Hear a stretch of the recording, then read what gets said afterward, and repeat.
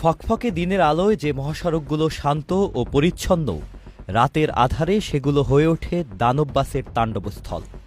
গভীর রাতে স্তব্ধ পরিবেশ ভেঙে এ বাসগুলো ঝুঁকিপূর্ণ গতির প্রতিযোগিতায় মেতে ওঠে।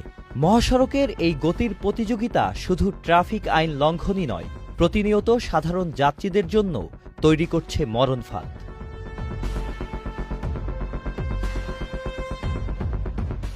দিনে বা রাতে গতিসীমা ৮০ কিলোমিটার প্রতি ঘন্টা হলেও বাস্তবে তা মানা হয় না।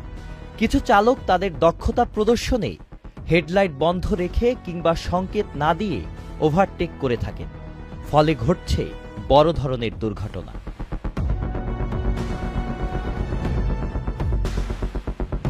অন্যদিকে ইদানিং জনপ্রিয় হচ্ছে বাস লাভার নামের কিছু গ্রুপ।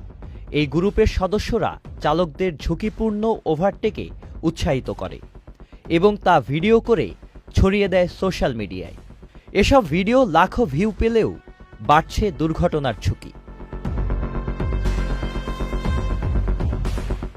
গতি নিয়ন্ত্রণে কেবল ট্রাফিক আইন কঠোর করাই নয়, প্রয়োজন গাড়ির মালিক ও যাত্রীদের সচেতনতা। এই পরিস্থিতির উন্নয়ন ঘটাতে মহাসড়কের নিরাপত্তায় সম্মিলিত প্রচেষ্টাই দুর্ঘটনা কমাতে পারে বলে মনে করেন বিশেষজ্ঞরা। Sajid Abdullah, channel I.